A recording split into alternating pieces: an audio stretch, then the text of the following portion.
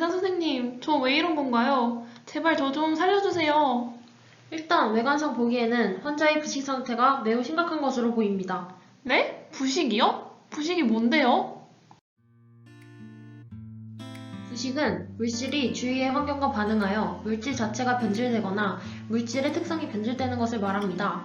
철이 전자를 방출하는 양극 반응이 일어나게 되고 수용액이 전자를 흡수하는 음극 반응이 일어나게 되면서 철의 부식이 발생합니다. 즉, 모든 부식 반응은 금속의 산화 반응과 수용액의 환원 반응의 조합에 의해 일어나는 것입니다. 저는 그냥 철이 아니라 철근 콘크리트인데요? 콘크리트가 저를 감싸고 있는데도 부식이 일어난다고요?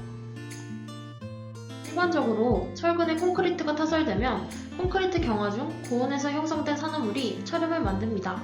철염은 모르타르 속에서 확산되어 침전되고 철근 표면에는 20에서 65옹스트롬 두께의 얇은 부동태 피막이 형성되어 보호받을 수 있게 됩니다. 철근 콘크리트 구조물의 부식에 가장 큰 영향을 미치는 요소는 염화물입니다. 해수에 함유된 염화물 이온은 콘크리트 표면에 침투하여 부동태 피막을 파괴하기 때문에 가장 유해한 성분입니다. 외부 요인에 의해 콘크리트에 미세균열이 생기면 알칼리 성분 용출과 탄산화에 따라 철근은 활성 상태로 변하게 되고 물과 산소에 의해 부식이 일어납니다. 철근 콘크리트 안에 철근이 부식되어 생성된 녹은 원래 최적의 3배에서 8배 정도로 팽창하고 그 팽창압에 의해 피부 콘크리트 균열이 발생합니다.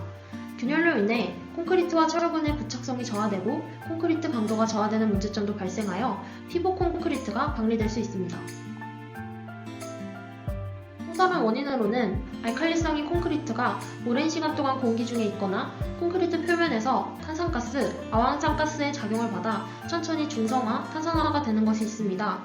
부식을 잘 안다면 시설물의 안정과 경제적 피해 감소를 얻을 수 있기 때문에 부식을 잘 다루는 것이 중요해요. 아, 이게 제가 부식된 이유였군요. 저는 부식 중에 어떤 병에 해당하는 건가요? 철근 콘크리트 부식의 종류에는 주변 환경에 따라 습식 부식과 건식 부식으로 나눌 수 있어요. 혹시 환자분이 살았던 주변 환경이 어땠나요? 제가 살던 주변 환경은 바다였어요. 굉장히 큰 파도가 지속적으로 쳐서 힘들었던 기억이 있어요. 환자의 주변 환경을 고려해 보았을 때 침식 부식, 마모 부식, 캐비테이션 부식으로 의심됩니다. 습식 부식은 크게 전기화학적 부식과 물리적 영향을 받는 부식으로 나눌 수 있어요. 물리적 영향에 의한 부식은 유속의 흐름이 빠를 때 나타나는 침식 부식, 금속의 마찰부에서 피복이 손상되면서 진행되는 마모 부식, 액체의 빠른 유속과 부식작용이 복합적으로 작용되어 생기는 캐비테이션 부식이 있습니다. 그 외에도 피로 부식, 접촉 진동 부식 등이 있습니다. 환자분의 경우는 지속적으로 강한 파도와 습한 환경으로 인해서 침식 부식, 마모 부식, 캐비테이션 부식이 일어난 것으로 생각됩니다. 그럼 저는 부식도 몇 급인가요? 철근 부식의 조사 방법으로는 유관검사 방법, 직접법, 자연전이법, 분극정황법 등이 있습니다.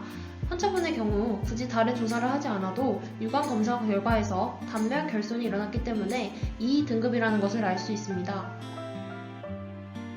의사 선생님, 그럼 저는 가망이 없는 건가요?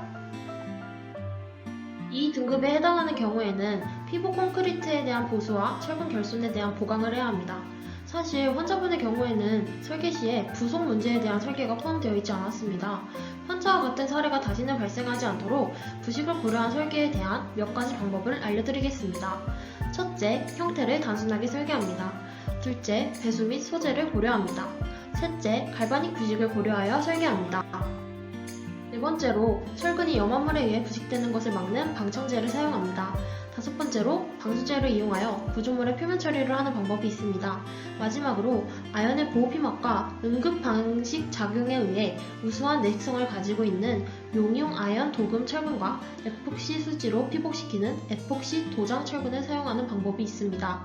최근에는 슈퍼콘크리트와 같은 신소재를 사용하는 방법도 나오고 있습니다. 그럼 이제 수술을 진행하도록 하겠습니다.